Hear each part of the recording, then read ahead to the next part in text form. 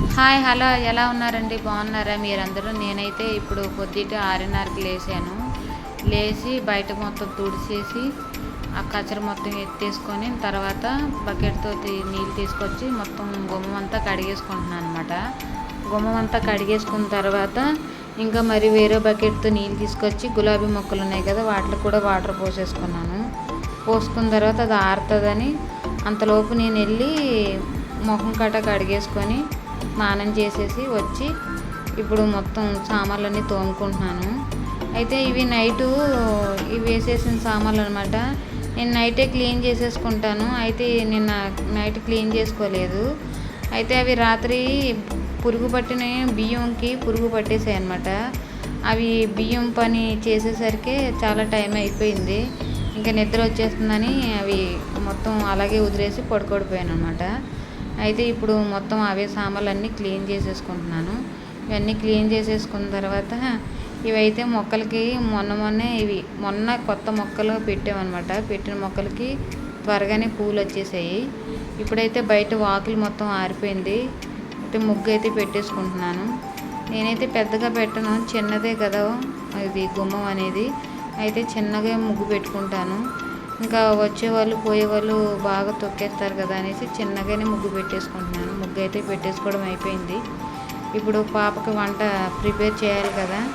అయితే బియ్యం మొత్తం సరిగేసుకొని ఇప్పుడు బియ్యం కడిగేసి పక్కన పెట్టేసుకుంటాను. బియ్యం అయితే నానబెట్టిన తర్వాతే కొద్దిగా 10 నిమిషాలు అయిన తర్వాతనే నేను అన్నం అనేది వండుతాను. నానితేనే అన్నం బాగుంటుంది కదా, అందు గురించి.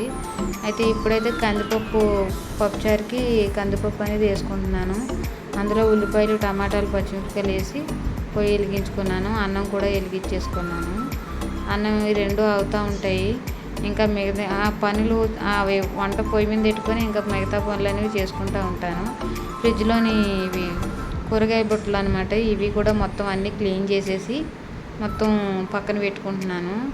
అయితే నేను ఇలాగే పొయ్యి మీద అన్నం కూర చూసుకుంటానే మిగతా పనులు కూడా చేసేసుకుంటూ ఉంటాను అనమాట. అయితే ఇప్పుడైతే బీట్రూట్ జ్యూస్ తాగుదామని బీట్రూట్స్ మొత్తం వాటి పైన పొట్టు మొత్తం చెక్కు అంతా తీసేసుకుంటున్నాను.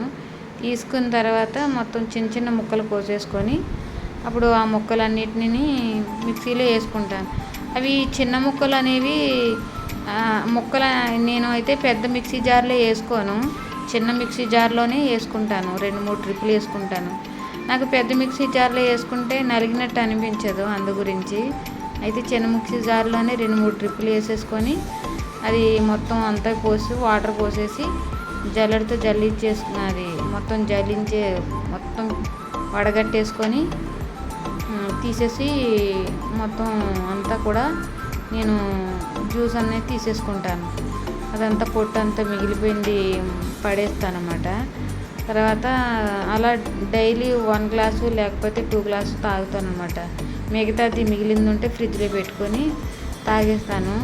ఎందుకంటే నాకు మొన్న ఆ మధ్య బాగాలేదని హాస్పిటల్కి వెళ్తే నాకు 5% బ్లడ్ ఉన్నదన్నారు. అయితే బాగా బీట్రూట్స్, దానిమ్మ కట్ట తాగాలని అన్నారనమాట. అయితే సరే అనేసి నేను అప్పటి నుంచి బీట్రూట్ జ్యూస్ అనేది తాగడం మొదలుపెట్టాను.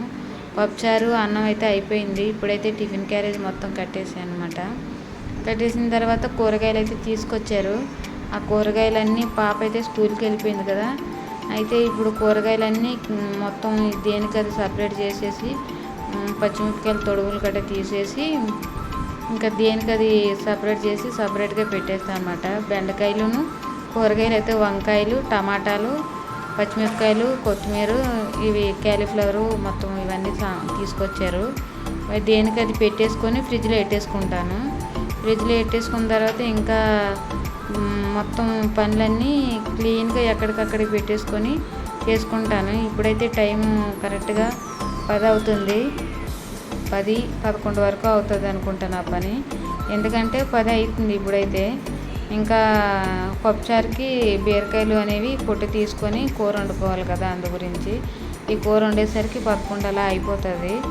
అయితే ఇప్పుడు బీరకాయలకి ఫ్రై గురించి మొత్తం పొట్టు మొత్తం తీసేసుకొని ముక్కలు కోసేసుకొని ఉల్లిపాయ ముక్కలు, పచ్చిమిరపకాయలు కూడా కోసేసుకొని ఇంకా పొయ్యి మీద వేసుకొని కూర వండేసుకుంటాను.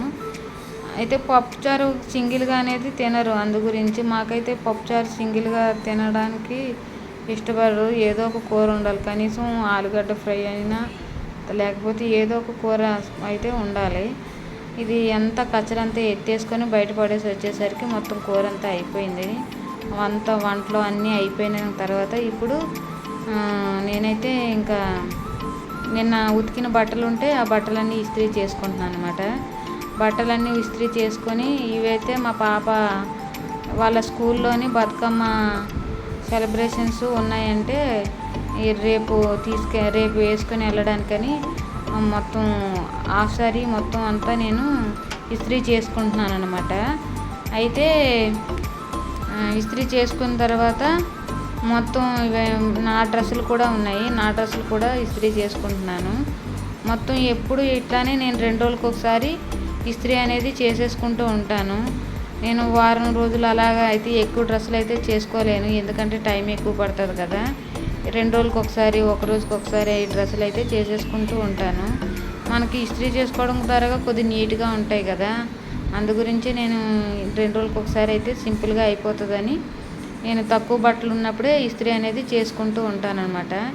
ఇప్పుడైతే కరెక్ట్గా 11 అవుతుంది, ఒక గంటలోని అయిపోతాయి. ఎన్నో తక్కువ డ్రెస్సులే ఉన్నాయి, 2-3 డ్రెస్సులు ఉన్నాయి, ఇంకా 2-3 డ్రెస్సులు అనేవి ఉన్నాయి కదా. అవి డ్రెస్సులన్నీ చేసేసుకున్న తర్వాత ఇంకా ఈ పని అంతా అయిపోయిన తర్వాత అప్పుడు లాస్ట్లో నేను అన్నం తింటాను అనమాట.